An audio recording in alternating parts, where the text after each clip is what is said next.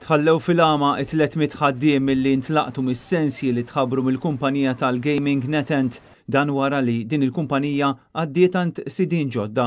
Diversi ħaddiema li tkellmu ma' dan l-istazzjon qalulna li għalkemm kienu jafu li NetEnt bidlet l-idejn qatt ma kellhom idea li kienu se jispiċċaw bla xogħol ftit jinbiss qabel il-miliet.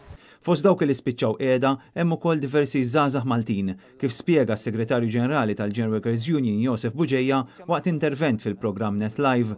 Żgur bħala trade unionista mhux weġa ta' qalb jiena li ikun falliment fix-xogħol tagħna kull meta tmur titkellem ma' ħaddiema u tgħidilhom li tilfu l-impjieg.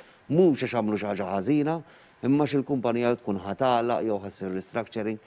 Il-sensi f'kulinkwa mument huma koroħ u żgur li waqt dan il-perjodu żgur li kera l-2020 żgur li ħatħalli impatt fl-imħuħ ta' kulħadd u speċjalment dawn il-ħaddiema ħan nippruvaw nagħmlu minn kollox biex naraw għala ġaraw ma ġarax. Fl-istess programmi kummenta wkoll Mario Sacco, assistent direttur tal-UHM Voice of the Workers. L-aħbar misabiħa xejn, ġifieri f'dan iż-żminijiet fejn hu żminijiet li suppost ta' ferħu ta' regali bħala biex ngħidlek taqgħada ma' żmien iktar tistona minn żminijiet oħra, però apparti żminijiet eċċetera li l-ħaddim jitlef il-post tax-xogħol tiegħu allura jitlef is-source of income tiegħu.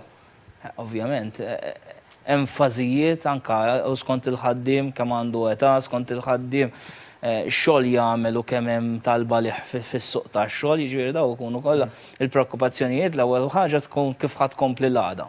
Jiġifieri sija bħala mill-aspett finanzjarju, però apparti mhux l-aspett finanzjarju biss kif ħassib ġob meta ħaterġa' tibda biex ngħidlek ir-rutina normali.